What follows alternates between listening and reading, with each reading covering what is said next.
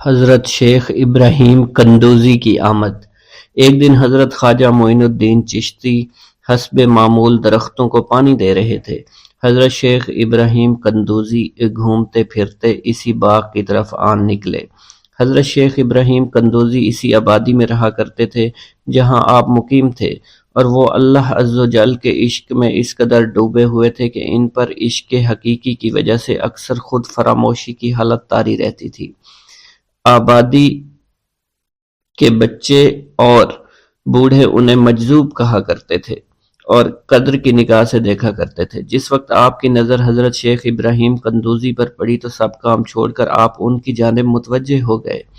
آگے بڑھ کر خوش آمدید کہا اور دست مبارک کو بوسہ دیا، پھر نہایت عزت اور احترام کے ساتھ ایک سایہ دار درخت کے نیچے بٹھایا۔ ان دنوں انگوروں کا موسم تھا، کچھ پکے ہوئے خوشے بیلوں سے اتار کر آپ کی خدمت میں پیش کیے اور خود باادب ہو کر دو زانوں بیٹھ گئے۔ حضرت شیخ ابراہیم قندوزی کو حضرت خواجہ معین الدین چشتی کی مہمان نوازی کا انداز بہت پسند آیا۔ آپ کا یہ ادب بہت بھلا محسوس ہوا۔ حضرت شیخ ابراہیم قندوزی پہچان گئے کہ یہ بچہ نہایت ہونہار اور راہ حق کا متلاشی ہے۔ حضرت شیخ ابراہیم قندوزی نے اپنی جیب سے ایک کھلی کا ٹکڑا نکالا، دندان مبارک سے چبا کر خواجہ معین الدین چشتی کے دہنے مبارک میں ڈال دیا۔ وہ کھلی کا ٹکڑا شباب معرفت کا جام تھا جسے پیتے ہی آپ پر خودی کی کیفیت طاری ہو گئی اور نگاہوں سے تمام حجابات دور ہو گئے۔ آنکھوں میں نور ہی نور چھا گیا، تعینات کے حجابات سامنے سے اٹھ گئے، جوش حیرت قلب پر طاری ہو گیا، آنکھیں کھلی کی کھلی رہ گئیں۔ یہ نہیں کہا جا سکتا حضرت خواجہ معین الدین چشتی اس حالت فراموشی میں کب تک آئینہ حیرت بنے رہے۔ جب آپ کو ہوش آیا تو ساقی جام معرفت محفل سے اٹھ چکا تھا، دل قابو سے باہر ہو گیا، طبیعت پر جبر کر کے دامن صبر قرار تھام کر کے بیٹھ گئے۔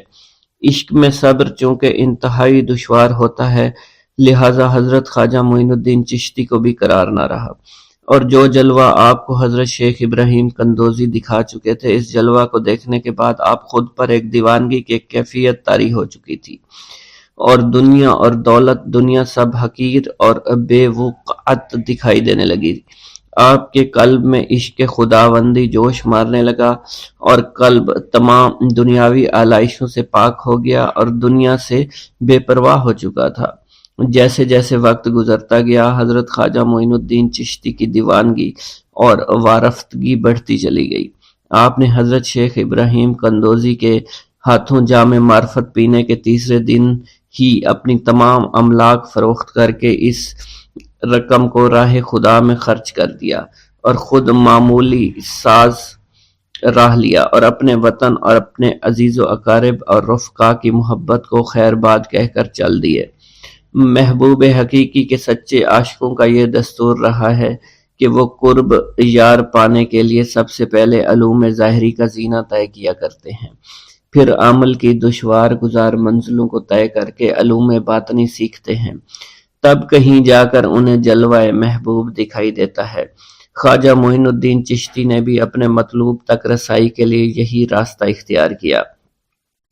اس زمانہ میں ترکستان کی سرحد پر واقع سمرقند اور بخارا کے عظیم الشان دارالعلوم عالمگیر شہرت رکھتے تھے۔ مشرق و مغرب کے ہزاروں طلبہ ہر سال علم کی دولت سے مالا مال ہونے کے لیے ان دارالعلوم کا رخ کیا کرتے تھے۔ حضرت خواجہ معین الدین چشتی نے تحصیل علوم و فنون کے لیے سمرقند بخارا کا انتخاب کیا۔ بخارا پہنچ کر آپ علم حاصل کرنے میں مشغول ہو چکے تھے، اگرچہ حضرت خواجہ معین الدین چشتی کی صغیر سنی کی تعلیم کے متعلق کسی سوانح نگار نے قلم کو جنبش نہیں دی کہ والدین نے آپ کو گھر میں ابتدائی تعلیم دی تھی، مگر سادات خراسان کے مقتدر خاندانوں سے تعلق اور عارف و کامل صاحب فضل و کمال باپ کی گود میں پرورش پانے والے حضرت خواجہ معین الدین چشتی بھلا کیوں کر ان پڑھ رہ سکتے تھے۔ حالات و واقعات کے سیاق و سباق میں غور کرنے سے معلوم ہوتا ہے کہ آپ نے اگرچہ زیادہ تعلیم تو نہیں، کم از کم قرآن مجید کی تعلیم اور علوم مروجہ کی ابتدائی کتابیں ضرور پڑھی ہوں گی، اور یہ بات بھی بعد از قیاس نہیں کہ قرآن مجید کے کچھ سپارے بھی حفظ کیے ہوں۔ بہرحال بخارا پہنچنے سے پہلے آپ نوشت خواندند سے واقف ضرور تھے۔ حضرت خواجہ معین الدین چشتی بخارا کے تمام علماء فضلاء کے حلقہ درس میں شریک ہوئے۔ تذکروں اور سوانح عمری کے مطالعہ سے یہ پتہ نہیں چلتا ہے کہ آپ نے کن کن اساتذہ کے سامنے زانوئے تلمند طے کیا، مگر آپ کے اساتذہ میں حضرت مولانا حسام الدین بخاری خصوصیت کے ساتھ قابل ذکر ہیں، جنہوں نے آپ کو دستار فضیلت عطا فرمائی۔ حضرت مولانا حسام الدین بخاری کی دستگاہ سے آپ نے علوم ظاہری کی تکمیل فرمائی۔ 23 سے 24 برس کی عمر میں علوم ظاہری کی تکمیل کے بعد صفائی قلب اور تزکیہ نفس کا ضروری سامان حضرت خواجہ معین الدین چشتی کو باہم پہنچ گیا تھا، مگر قلب جس تسکین کا متلاشی تھا وہ نصیب نہ ہوئی، اور جس محبوب کو جی بھر کر دیکھنے کی آرزویں دل میں چوٹکیاں لے رہی تھی، اس تک ابھی رسائی نہیں ہوئی تھی۔ عشق اور مشک چھپائے نہیں چھپتا، عشق کی آگ حضرت خواجہ معین الدین چشتی کے تن اور من کو جلا رہی تھی۔ تعلیم کی ہوا نے اس آگ کے شعلوں کو اور بھی تیز کر دیا، محبت کا ذوق بڑھ رہا تھا، عشق کے جذبات بھڑک رہے تھے۔ بالآخر جب بے قراری جنون کی حد کو پہنچی، آپ جانب عراق روانہ ہوئے۔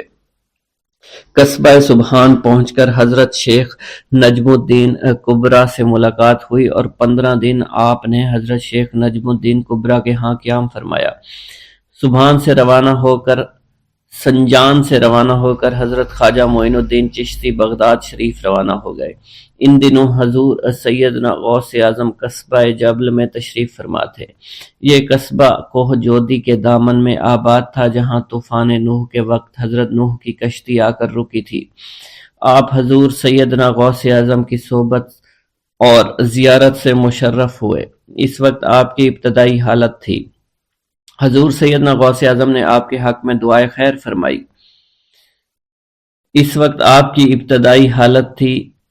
حضور سیدنا غوث اعظم نے آپ کے حق میں دعا فرمائی۔ انہوں نے بشارت دی کہ آپ مقتدائے روزگار ہوں گے۔ خلق اللہ آپ سے فیض یاب ہو گئی۔ آپ نے حضور سیدنا غوث اعظم کے پاس کچھ عرصہ قیام کیا اور واپس تشریف لے گئے۔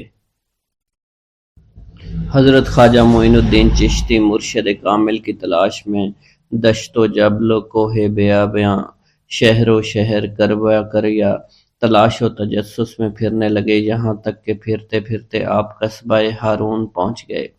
ہارون ایک معمولی سا قصبہ تھا، جہاں حضرت عثمان ہارونی رحمۃ اللہ علیہ رونق افروز تھے۔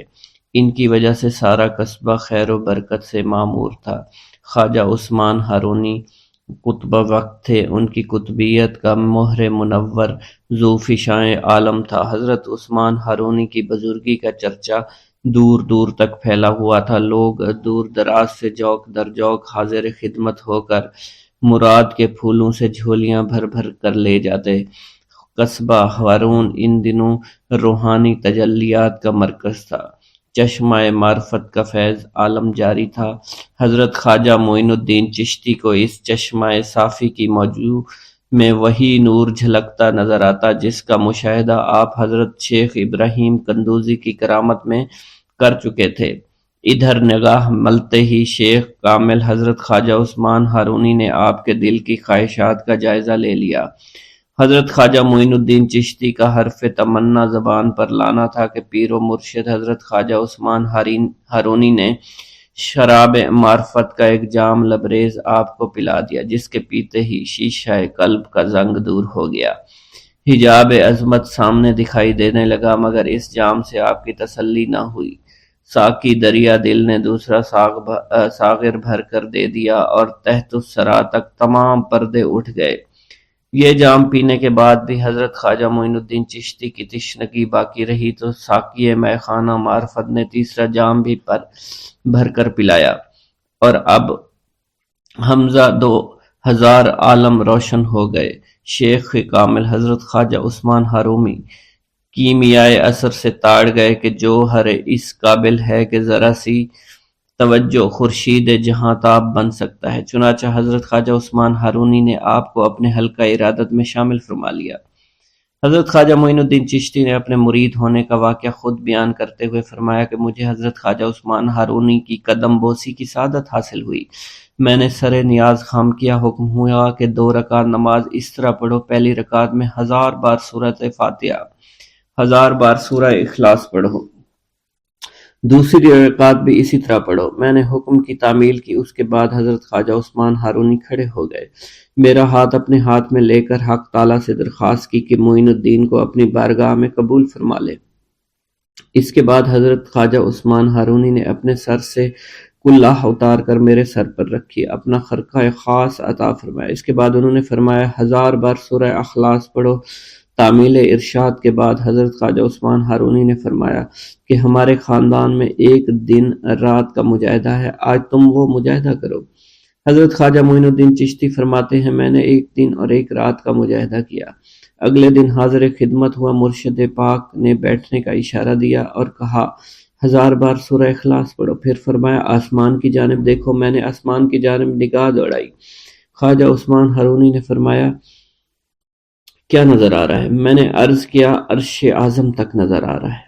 اس کے بعد حضرت خواجہ عثمان ہارونی نے فرمایا کہ زمین کی طرف دیکھو۔ میں نے زمین کی طرف نگاہ دوڑائی، پوچھا کیا نظر آ رہا ہے؟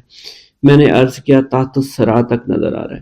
خواجہ عثمان ہارونی نے ارشاد فرمایا کہ دوبارہ دیکھو۔ میں نے اوپر دیکھا، حجاب عظمت تک کوئی پردہ دکھائی نہیں دیا۔ انہوں نے کہا اپنی آنکھیں بند کر لو۔ میں نے اپنی آنکھیں بند کی، ایک لمحہ کے بعد آنکھیں کھولنے کا حکم دیا اور اپنی 2 انگلیاں کھڑی کر لی۔ حضرت خواجہ عثمان ہارونی نے فرمایا ان دونوں انگلیوں کے درمیان نظر ڈالو، بتاؤ کیا نظر آ رہا ہے؟ میں نے عرض کی ہر 2 عالم کی کیفیت نظر آ رہی ہے۔ یہ سن کر مرشد پاک حضرت خواجہ عثمان ہارونی خوش ہوئے، فرمایا معین الدین تیرا کام پورا ہو گیا ہے۔ حضرت خواجہ معین الدین چشتی فرماتے ہیں اس کے بعد مرشد پاک حضرت خواجہ عثمان ہارونی نے مجھے سونے کی ایک اینٹ عطا کرتے ہوئے فرمایا اسے فقراء اور مساکین میں تقسیم کر دو۔ میں نے تعمیل حکم کیا۔ اس کے بعد ارشاد ہوا کہ تم ابھی میرے پاس قیام کرو، اور میں نے اس حاضری کو اپنے لیے خوش قسمتی سے نعمت تصور کیا۔ خواجہ معین الدین چشتی فرماتے ہیں میں کچھ عرصہ مرشد پاک حضرت خواجہ عثمان ہارونی کی صحبت میں رہا، اور پھر آپ کے ہمراہ حج بیت اللہ کی غرض سے عازم سفر ہوا، اور پھر جب ہم خانہ کعبہ پہنچے تو آپ نے خانہ کعبہ کا غلاف ہاتھ میں پکڑ کر یوں دعا فرمائی اے اللہ معین الدین کو قبول فرما۔ خواجہ معین الدین چشتی فرماتے ہیں اسی وقت غیب سے آواز آئی ہم نے اسے قبول فرما لیا ہے۔ حضرت خواجہ معین الدین چشتی فرماتے ہیں حج بیت اللہ کی سعادت کے بعد میں مرشد پاک حضرت خواجہ عثمان ہارونی کے ہمراہ روضہ رسول پر حاضر ہوا۔ آپ نے مجھ سے فرمایا سلام کرو۔ خواجہ معین الدین چشتی فرماتے ہیں میں نے روضہ رسول پر سلام کیا تو آواز آئی وعلیکم السلام یا قطب المشائخ۔ حضرت خواجہ معین الدین فرماتے ہیں روضہ رسول پر حاضری کے بعد مرشد پاک حضرت خواجہ عثمان ہارونی کے ہمراہ سفر کرتا ہوا بغداد پہنچا۔ حضرت خواجہ معین الدین چشتی جب روضہ رسول پر حاضر ہوئے تو اسی رات خواب میں حضور نبی کریم کی زیارت باسعادت نصیب ہوئی۔ حضور نبی کریم صلی اللہ علیہ وسلم نے آپ رحمۃ اللہ علیہ کو ہندوستان کی ولایت عطا فرماتے ہوئے تبلیغ اسلام کے لیے ہندوستان جانے کا حکم دیا۔ حضرت خواجہ معین الدین چشتی فرماتے ہیں کہ میں مرشد پاک حضرت خواجہ عثمان ہارونی کے ہمراہ بغداد آیا۔ بغداد میں آپ معتکف ہو گئے اور مجھ سے فرمایا تم روزانہ چاشت کو میرے پاس آنا تاکہ میں تمہیں کچھ ضروری باتیں بتاؤں۔ پھر آپ 28 روز تک معتکف رہے۔ اسی دوران مجھے فقر کی تعلیم دیتے رہے اور اسرار و سلوک سے آگاہ کیا۔ پھر آپ نے خرقہ خاص، مسلح نالین، چوبی اور عصائے مبارک عطا فرمائے۔ پھر فرمایا کہ یہ چیزیں تمہارے پیران طریقت کی یادگار ہیں، ان کو نہایت ادب کے ساتھ اپنے پاس رکھنا اور جس کو اس کا اہل سمجھو اس کے سپرد کر دینا۔ پھر آپ نے مجھے رخصت کر دیا۔ اس وقت میری عمر 22 برس تھی۔ حضرت خواجہ معین الدین چشتی کو حضرت خواجہ عثمان ہارونی سے اس قدر عشق تھا کہ سایہ کی طرح ساتھ لگے رہتے تھے۔ جہاں کہیں مرشد پاک حضرت خواجہ عثمان ہارونی جاتے تھے آپ ان کا بستر خواب توشہ اور پانی کا مشکیزہ کندھے پر ڈالے اور دیگر ضروری اشیاء سر پر رکھے ہمراہ ہوا کرتے تھے۔ جہاں مرشد پاک قدم رکھتے تھے وہاں آپ اپنی آنکھیں بچھا دیا کرتے تھے۔ کامل 20 برس خدمت و اطاعت میں گزار دیے۔ اسی دوران آپ نے مرشد پاک سے معرفت اور حقیقت کی باتیں سیکھی اور فقیری کے اسرار سربستہ سے آگاہی حاصل کی۔ خواجہ معین الدین چشتی نے مرشد پاک خواجہ عثمان ہارونی کی خدمت میں دن کو دن نہ سمجھا، رات کو رات نہ جانا۔ آپ کا مقصد صرف مرشد پاک کی خدمت تھی۔ اس خدمت و اطاعت کے سلسلے میں خواجہ عثمان ہارونی نے آپ کو وہ نعمت عطا فرمائی جس کا اندازہ دشوار ہے۔ خواجہ معین الدین چشتی فرماتے ہیں، میں 20 برس تک مرشد پاک کی صحبت میں رہا۔ اسی عرصہ میں ایک لمحہ کے لیے اپنے نفس کو آرام نہیں دیا اور نہ ہی رات کو رات جانا، دن کو دن خیال کیا۔ مرشد پاک جہاں بھی جاتے آپ کا بستر، خواب اور دیگر سامان سر پر اٹھا لیتا۔ مرشد پاک نے میری یہ حالت دیکھی تو مجھے نعمت عطا فرمائی جس کی کوئی حد نہیں۔ خواجہ معین الدین چشتی فرماتے ہیں، سیوستان میں مرشد پاک خواجہ عثمان ہارونی کے ساتھ مسافرت میں تھا۔ ایک روز ہم ایک ایسی صومعہ میں پہنچے جہاں حضرت صدر الدین احمد سیستانی رہا کرتے تھے۔ وہ یہاں عبادت میں مشغول رہتے تھے۔ میں کئی روز تک ان کی خدمت میں رہا۔ ان کی حالت ایسی تھی کوئی ان شخص ان کے پاس سے خالی ہاتھ نہیں جاتا تھا۔ فرمایا کرتے تھے، میرے حق میں دعا کرو میں ایمان کی سلامتی کے ساتھ جاؤں۔ حضرت صدر الدین جس وقت قبر کی سختی اور موت کا احوال سنتے تھر تھر کانپنے لگ جاتے تھے۔ ایک ہفتہ تک متواتر پھوٹ پھوٹ کر روتے رہے کہ دیکھنے والے بھی رونے لگ جاتے۔ جس وقت حاضر خدمت ہوا آپ رو رہے تھے، ذرا سکون ہوا تو میری طرف متوجہ ہوئے فرمایا، اے عزیز، جسے موت آنے والی ہو، جس کا حریف ملک الموت ہو، اسے سونے ہنسنے سے کیا کام؟ اگر تمہیں ان لوگوں کا حال معلوم ہو جائے جو زیر زمین سوتے ہیں اور بچھیوں سے بھری ہوئی کوٹریوں میں محبوس ہیں تو تم اسی طرح پگھل جاؤ جس طرح نمک پانی میں پگھل جایا کرتا ہے۔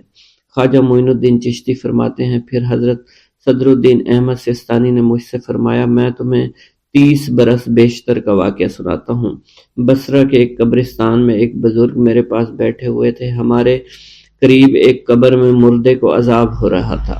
یہ حالت دیکھ کر وہ بزرگ نعرہ مار کر مر گئے۔ میں نے اٹھنا چاہا، ان کی روح قالب سے پرواز کر چکی تھی۔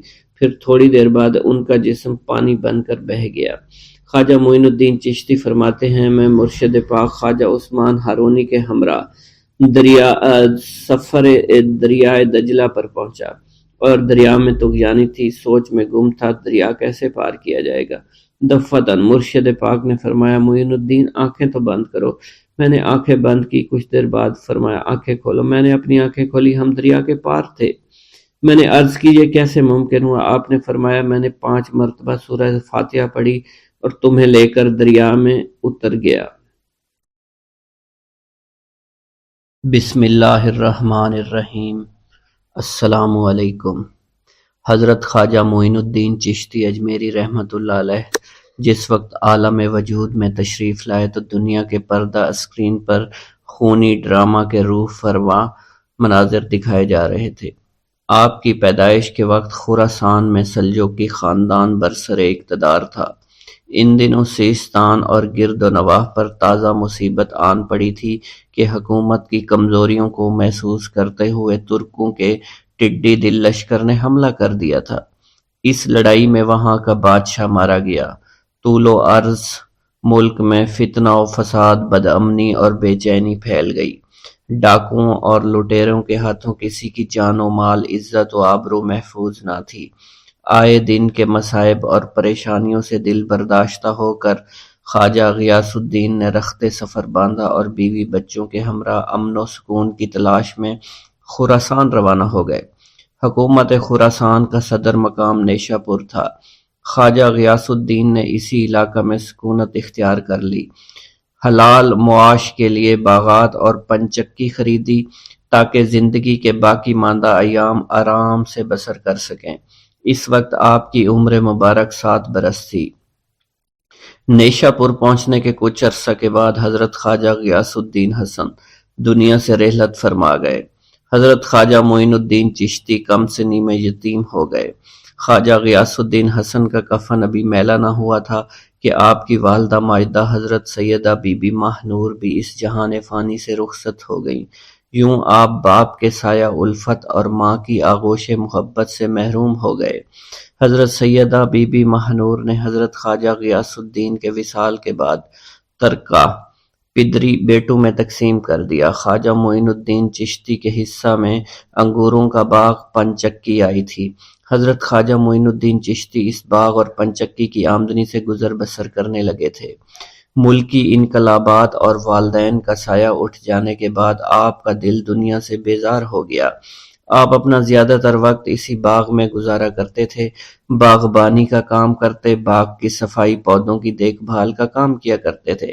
اس کے علاوہ پودوں کی کاٹ چھانٹ اور غرض یہ کہ ہر ممکن طریقے سے باغ کی نگرانی اور متعلقہ کام سر انجام دیتے تھے۔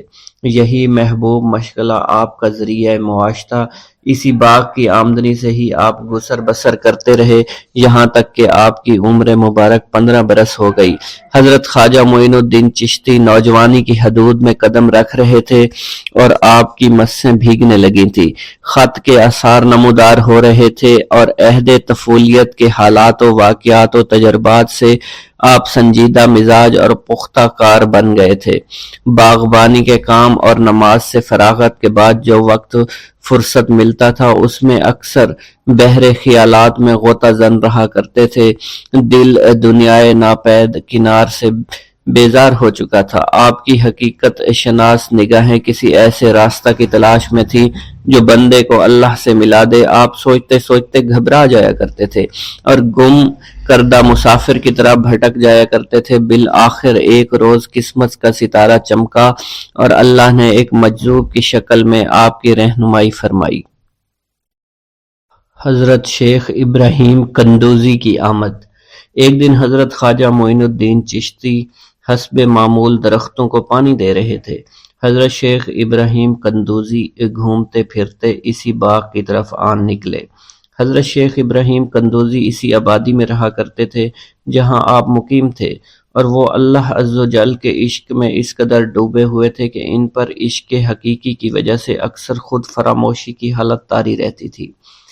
آبادی کے بچے اور بوڑھے انہیں مجذوب کہا کرتے تھے اور قدر کی نگاہ سے دیکھا کرتے تھے۔ جس وقت آپ کی نظر حضرت شیخ ابراہیم قندوزی پر پڑی تو سب کام چھوڑ کر آپ ان کی جانب متوجہ ہو گئے۔ آگے بڑھ کر خوش آمدید کہا اور دست مبارک کو بوسہ دیا، پھر نہایت عزت اور احترام کے ساتھ ایک سایہ دار درخت کے نیچے بٹھایا۔ ان دنوں انگوروں کا موسم تھا، کچھ پکے ہوئے خوشے بیلوں سے اتار کر آپ کی خدمت میں پیش کیے اور خود باادب ہو کر دو زانوں بیٹھ گئے۔ حضرت شیخ ابراہیم قندوزی کو حضرت خواجہ معین الدین چشتی کی مہمان نوازی کا انداز بہت پسند آیا۔ آپ کا یہ ادب بہت بھلا محسوس ہوا۔ حضرت شیخ ابراہیم قندوزی پہچان گئے کہ یہ بچہ نہایت ہونہار اور راہ حق کا متلاشی ہے۔ حضرت شیخ ابراہیم قندوزی نے اپنی جیب سے ایک کھلی کا ٹکڑا نکالا، دندان مبارک سے چبا کر خواجہ معین الدین چشتی کے دہنے مبارک میں ڈال دیا۔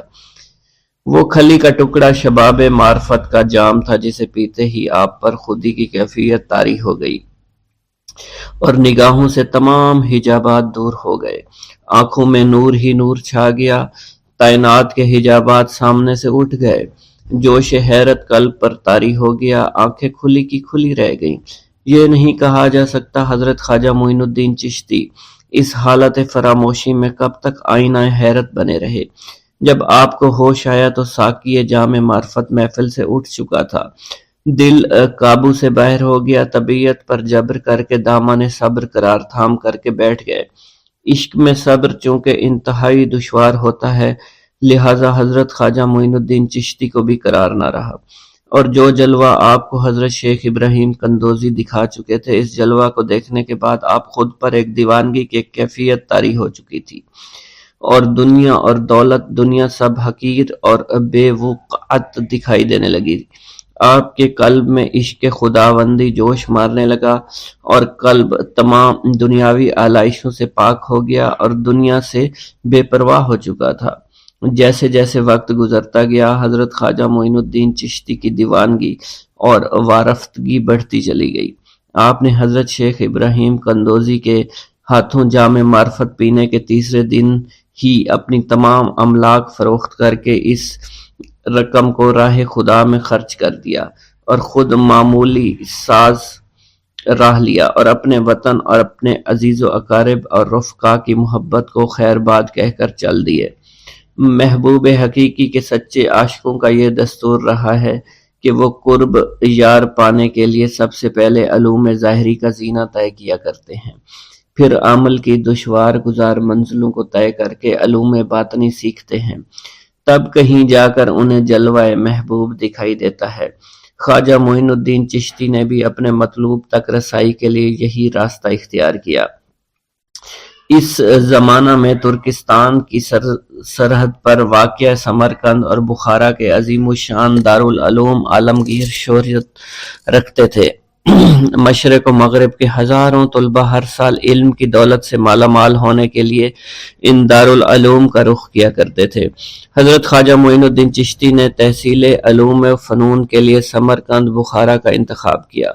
بخارا پہنچ کر آپ علم حاصل کرنے میں مشغول ہو چکے تھے، اگرچہ حضرت خواجہ معین الدین چشتی کی صغیر سنی کی تعلیم کے متعلق کسی سوانح نگار نے قلم کو جنبش نہیں دی کہ والدین نے آپ کو گھر میں ابتدائی تعلیم دی تھی، مگر سادات خراسان کے مقتدر خاندانوں سے تعلق اور عارف و کامل صاحب فضل و کمال باپ کی گود میں پرورش پانے والے حضرت خواجہ معین الدین چشتی بھلا کیوں کر ان پڑھ رہ سکتے تھے۔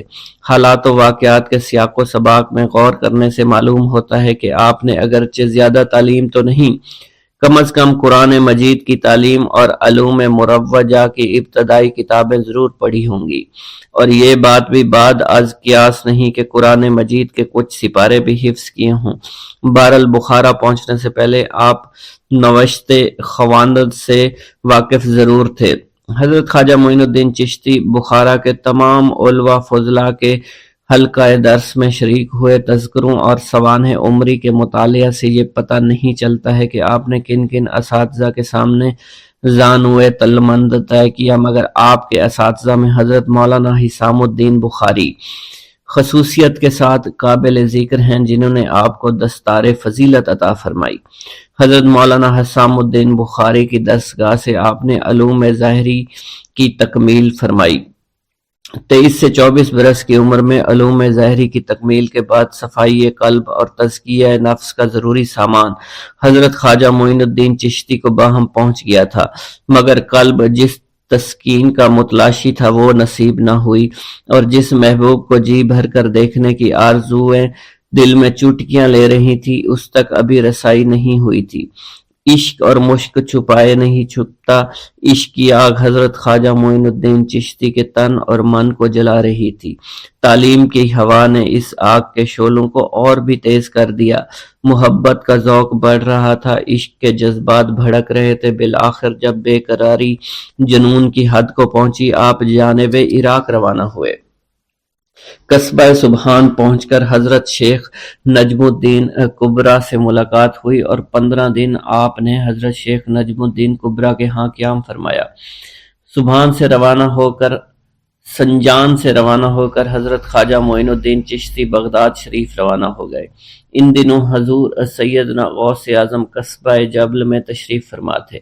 یہ قصبہ کوہ جودی کے دامن میں آباد تھا، جہاں طوفان نوح کے وقت حضرت نوح کی کشتی آ کر رکی تھی۔ آپ حضور سیدنا غوث اعظم کی صحبت اور زیارت سے مشرف ہوئے۔ اس وقت آپ کی ابتدائی حالت تھی۔ حضور سیدنا غوث اعظم نے آپ کے حق میں دعائے خیر فرمائی۔ اس وقت آپ کی ابتدائی حالت تھی۔ حضور سیدنا غوث اعظم نے آپ کے حق میں دعا فرمائی۔ انہوں نے بشارت دی کہ آپ مقتدائے روزگار ہوں گے۔ خلق اللہ آپ سے فیض یاب ہو گئی۔ آپ نے حضور سیدنا غوث اعظم کے پاس کچھ عرصہ قیام کیا اور واپس تشریف لے گئے۔ حضرت خواجہ معین الدین چشتی مرشد کامل کی تلاش میں دشت و جبل، کوہ بیاباں، شہر و شہر، قربہ قریہ تلاش و تجسس میں پھرنے لگے، یہاں تک کہ پھرتے پھرتے آپ قصبہ ہارون پہنچ گئے۔ ہارون ایک معمولی سا قصبہ تھا، جہاں حضرت عثمان ہارونی رحمۃ اللہ علیہ رونق افروز تھے۔ ان کی وجہ سے سارا قصبہ خیر و برکت سے معمور تھا۔ خواجہ عثمان ہارونی قطب وقت تھے۔ ان کی قطبیت کا مہر منور ذو فشاں عالم تھا۔ حضرت عثمان ہارونی کی بزرگی کا چرچا دور دور تک پھیلا ہوا تھا۔ لوگ دور دراز سے جوق در جوق حاضر خدمت ہو کر مراد کے پھولوں سے جھولیاں بھر بھر کر لے جاتے۔ قصبہ ہارون ان دنوں روحانی تجلیات کا مرکز تھا۔ چشمہ معرفت کا فیض عالم جاری تھا۔ حضرت خواجہ معین الدین چشتی کو اس چشمہ صافی کی موجوں میں وہی نور جھلکتا نظر آتا جس کا مشاہدہ آپ حضرت شیخ ابراہیم قندوزی کی کرامت میں کر چکے تھے۔ ادھر نگاہ ملتے ہی شیخ کامل حضرت خواجہ عثمان ہارونی نے آپ کے دل کی خواہشات کا جائزہ لے لیا۔ حضرت خواجہ معین الدین چشتی کا حرف تمنا زبان پر لانا تھا کہ پیر و مرشد حضرت خواجہ عثمان ہارونی نے شراب معرفت کا ایک جام لبریز آپ کو پلا دیا، جس کے پیتے ہی شیشہ قلب کا زنگ دور ہو گیا۔ حجاب عظمت سامنے دکھائی دینے لگا، مگر اس جام سے آپ کی تسلی نہ ہوئی۔ ساقی دریا دل نے دوسرا ساغر بھر کر دے دیا اور تحت الثری تک تمام پردے اٹھ گئے۔ یہ جام پینے کے بعد بھی حضرت خواجہ معین الدین چشتی کی تشنگی باقی رہی تو ساقی مے خانہ معرفت نے تیسرا جام بھی بھر کر پلایا، اور اب حمزہ 2000 عالم روشن ہو گئے۔ شیخ کامل حضرت خواجہ عثمان ہارونی کیمیائے اثر سے تاڑ گئے کہ جوہر اس قابل ہے کہ ذرا سی توجہ خورشید جہاں تاب بن سکتا ہے۔ چنانچہ حضرت خواجہ عثمان ہارونی نے آپ کو اپنے حلقہ ارادت میں شامل فرما لیا۔ حضرت خواجہ معین الدین چشتی نے اپنے مرید ہونے کا واقعہ خود بیان کرتے ہوئے فرمایا کہ مجھے حضرت خواجہ عثمان ہارونی کی قدم بوسی کی سعادت حاصل ہوئی۔ میں نے سر نیاز خام کیا، حکم ہوا کہ 2 رکعت نماز اس طرح پڑھو، پہلی رکعت میں 1000 بار سورۃ فاتحہ، 1000 بار سورہ اخلاص پڑھو، دوسری رکعت بھی اسی طرح پڑھو۔ میں نے حکم کی تعمیل کی۔ اس کے بعد حضرت خواجہ عثمان ہارونی کھڑے ہو گئے، میرا ہاتھ اپنے ہاتھ میں لے کر حق تعالیٰ سے درخواست کی کہ معین الدین کو اپنی بارگاہ میں قبول فرما لے۔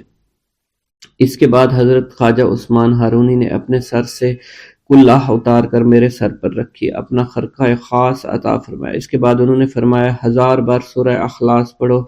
تعمیل ارشاد کے بعد حضرت خواجہ عثمان ہارونی نے فرمایا کہ ہمارے خاندان میں ایک دن رات کا مجاہدہ ہے، آج تم وہ مجاہدہ کرو۔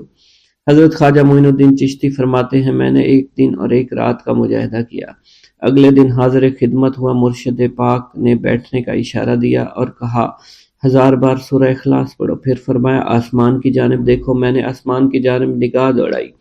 خواجہ عثمان ہارونی نے فرمایا کیا نظر آ رہا ہے؟ میں نے عرض کیا عرش اعظم تک نظر آ رہا ہے۔ اس کے بعد حضرت خواجہ عثمان ہارونی نے فرمایا کہ زمین کی طرف دیکھو۔ میں نے زمین کی طرف نگاہ دوڑائی، پوچھا کیا نظر آ رہا ہے؟ میں نے عرض کیا تحت الثری تک نظر آ رہا ہے۔ خواجہ عثمان ہارونی نے ارشاد فرمایا کہ دوبارہ دیکھو۔ میں نے اوپر دیکھا، حجاب عظمت تک کوئی پردہ دکھائی نہیں دیا۔ انہوں نے کہا اپنی آنکھیں بند کر لو۔ میں نے اپنی آنکھیں بند کی، ایک لمحہ کے بعد آنکھیں کھولنے کا حکم دیا اور اپنی 2 انگلیاں کھڑی کر لی۔ حضرت خواجہ عثمان ہارونی نے فرمایا ان دونوں انگلیوں کے درمیان نظر ڈالو، بتاؤ کیا نظر آ رہا ہے؟ میں نے عرض کی ہر 2 عالم کی کیفیت نظر آ رہی ہے۔ یہ سن کر مرشد پاک حضرت خواجہ عثمان ہارونی خوش ہوئے، فرمایا معین الدین تیرا کام پورا ہو گیا ہے۔ حضرت خواجہ معین الدین چشتی فرماتے ہیں اس کے بعد مرشد پاک حضرت خواجہ عثمان ہارونی نے مجھے سونے کی ایک اینٹ عطا کرتے ہوئے فرمایا اسے فقراء اور مساکین میں تقسیم کر دو۔ میں نے تعمیل حکم کیا۔ اس کے بعد ارشاد ہوا کہ تم ابھی میرے پاس قیام کرو، اور میں نے اس حاضری کو اپنے لیے خوش قسمتی سے نعمت تصور کیا۔ خواجہ معین الدین چشتی فرماتے ہیں میں کچھ عرصہ مرشد پاک حضرت خواجہ عثمان ہارونی کی صحبت میں رہا، اور پھر آپ کے ہمراہ حج بیت اللہ کی غرض سے عازم سفر ہوا، اور پھر جب ہم خانہ کعبہ پہنچے تو آپ نے خانہ کعبہ کا غلاف ہاتھ میں پکڑ کر یوں دعا فرمائی اے اللہ معین الدین کو قبول فرما۔ خواجہ معین الدین چشتی فرماتے ہیں اسی وقت غیب سے آواز آئی ہم نے اسے قبول فرما لیا ہے۔ حضرت خواجہ معین الدین چشتی فرماتے ہیں حج بیت اللہ کی سعادت کے بعد میں مرشد پاک حضرت خواجہ عثمان ہارونی کے ہمراہ روضہ رسول پر حاضر ہوا۔ آپ نے مجھ سے فرمایا سلام کرو۔ خواجہ معین الدین چشتی فرماتے ہیں میں نے روضہ رسول پر سلام کیا تو آواز آئی وعلیکم السلام یا قطب المشائخ۔ حضرت خواجہ معین الدین فرماتے ہیں روضہ رسول پر حاضری کے بعد مرشد پاک حضرت خواجہ عثمان ہارونی کے ہمراہ سفر کرتا ہوا بغداد پہنچا۔ حضرت خواجہ معین الدین چشتی جب روضہ رسول پر حاضر ہوئے تو اسی رات خواب میں حضور نبی کریم کی زیارت باسعادت نصیب ہوئی۔ حضور نبی کریم صلی اللہ علیہ وسلم نے آپ رحمۃ اللہ علیہ کو ہندوستان کی ولایت عطا فرماتے ہوئے تبلیغ اسلام کے لیے ہندوستان جانے کا حکم دیا۔ حضرت خواجہ معین الدین چشتی فرماتے ہیں کہ میں مرشد پاک حضرت خواجہ عثمان ہارونی کے ہمراہ بغداد آیا۔ بغداد میں آپ معتکف ہو گئے اور مجھ سے فرمایا تم روزانہ چاشت کو میرے پاس آنا تاکہ میں تمہیں کچھ ضروری باتیں بتاؤں۔ پھر آپ 28 روز تک معتکف رہے۔ اسی دوران مجھے فقر کی تعلیم دیتے رہے اور اسرار و سلوک سے آگاہ کیا۔ پھر آپ نے خرقہ خاص، مسلح نالین، چوبی اور عصائے مبارک عطا فرمائے۔ پھر فرمایا کہ یہ چیزیں تمہارے پیران طریقت کی یادگار ہیں، ان کو نہایت ادب کے ساتھ اپنے پاس رکھنا اور جس کو اس کا اہل سمجھو اس کے سپرد کر دینا۔ پھر آپ نے مجھے رخصت کر دیا۔ اس وقت میری عمر 22 برس تھی۔ حضرت خواجہ معین الدین چشتی کو حضرت خواجہ عثمان ہارونی سے اس قدر عشق تھا کہ سایہ کی طرح ساتھ لگے رہتے تھے۔ جہاں کہیں مرشد پاک حضرت خواجہ عثمان ہارونی جاتے تھے، آپ ان کا بستر خواب، توشہ اور پانی کا مشکیزہ کندھے پر ڈالے اور دیگر ضروری اشیاء سر پر رکھے ہمراہ ہوا کرتے تھے۔ جہاں مرشد پاک قدم رکھتے تھے وہاں آپ اپنی آنکھیں بچھا دیا کرتے تھے۔ کامل 20 برس خدمت و اطاعت میں گزار دیے۔ اسی دوران آپ نے مرشد پاک سے معرفت اور حقیقت کی باتیں سیکھی اور فقیری کے اسرار سربستہ سے آگاہی حاصل کی۔ خواجہ معین الدین چشتی نے مرشد پاک خواجہ عثمان ہارونی کی خدمت میں دن کو دن نہ سمجھا، رات کو رات نہ جانا۔ آپ کا مقصد صرف مرشد پاک کی خدمت تھی۔ اس خدمت و اطاعت کے سلسلے میں خواجہ عثمان ہارونی نے آپ کو وہ نعمت عطا فرمائی جس کا اندازہ دشوار ہے۔ خواجہ معین الدین چشتی فرماتے ہیں میں 20 برس تک مرشد پاک کی صحبت میں رہا۔ اسی عرصہ میں ایک لمحہ کے لیے اپنے نفس کو آرام نہیں دیا اور نہ ہی رات کو رات جانا، دن کو دن خیال کیا۔ مرشد پاک جہاں بھی جاتے آپ کا بستر، خواب اور دیگر سامان سر پر اٹھا لیتا۔ مرشد پاک نے میری یہ حالت دیکھی تو مجھے نعمت عطا فرمائی جس کی کوئی حد نہیں۔ خواجہ معین الدین چشتی فرماتے ہیں سیوستان میں مرشد پاک خواجہ عثمان ہارونی کے ساتھ مسافرت میں تھا۔ ایک روز ہم ایک ایسی صومعہ میں پہنچے جہاں حضرت صدر الدین احمد سیستانی رہا کرتے تھے۔ وہ یہاں عبادت میں مشغول رہتے تھے۔ میں کئی روز تک ان کی خدمت میں رہا۔ ان کی حالت ایسی تھی کوئی ان شخص ان کے پاس سے خالی ہاتھ نہیں جاتا تھا۔ فرمایا کرتے تھے میرے حق میں دعا کرو میں ایمان کی سلامتی کے ساتھ جاؤں۔ حضرت صدر الدین جس وقت قبر کی سختی اور موت کا احوال سنتے تھر تھر کانپنے لگ جاتے تھے۔ ایک ہفتہ تک متواتر پھوٹ پھوٹ کر روتے رہے کہ دیکھنے والے بھی رونے لگ جاتے۔ جس وقت حاضر خدمت ہوا آپ رو رہے تھے، ذرا سکون ہوا تو میری طرف متوجہ ہوئے فرمایا اے عزیز، جسے موت آنے والی ہو، جس کا حریف ملک الموت ہو، اسے سونے ہنسنے سے کیا کام۔ اگر تمہیں ان لوگوں کا حال معلوم ہو جائے جو زیر زمین سوتے ہیں اور بچھیوں سے بھری ہوئی کوٹھریوں میں محبوس ہیں تو تم اسی طرح پگھل جاؤ جس طرح نمک پانی میں پگھل جایا کرتا ہے۔